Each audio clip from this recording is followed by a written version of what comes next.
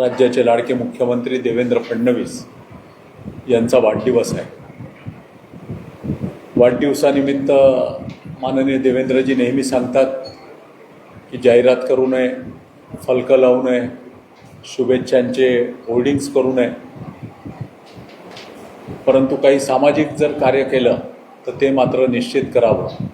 आणि त्या दृष्टिकोनातून भारतीय जनता पार्टी दक्षिण पश्चिम नागपूर, पश्चिम नागपूर व दक्षिण नागपूर या 3 विधानसभा क्षेत्रांनी मिळून यावेळेला माननीय देवेंद्रजींच्या जन्मदिनानिमित्त एक भव्य असं महाआरोग्य शिबिर घेण्याचं निश्चित केलेलं आहे।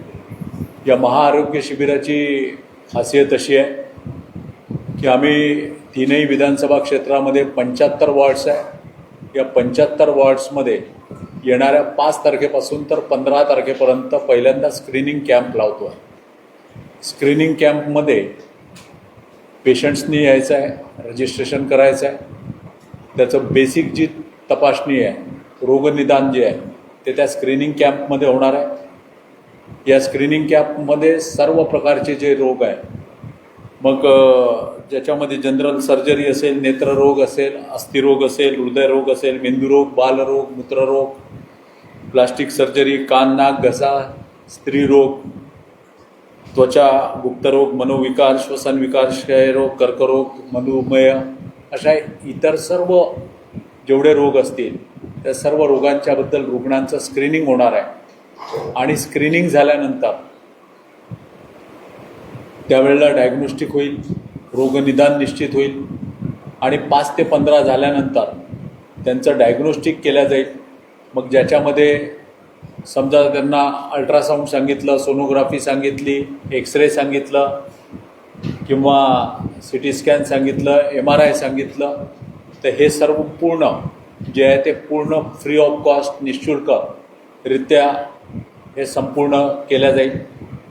ते झाल्यानंतर जर असं लक्षात आलं की याच्यामध्ये काही गडबड आहे, कोणाला काही सर्जरीज करायची आहे, मग हृदयरोगाच्या सर्जरीज असतील, कॅन्सरची सर्जरी असेल, बालरोगाच्या असतील, स्त्रीरोगाच्या कुठल्या सर्जरीज असतील, या सर्व सर्जरीज देखील माननीय मुख्यमंत्री देवेंद्र फडणवीस यांच्या जन्मदिनानिमित्त आम्ही निःशुल्क, मग कितीही मोठी सर्जरी असो ती सर्जरी देखील निःशुल्क पद्धतीने करण्याचं निश्चित आम्ही या ठिकाणी केलेलं आहे।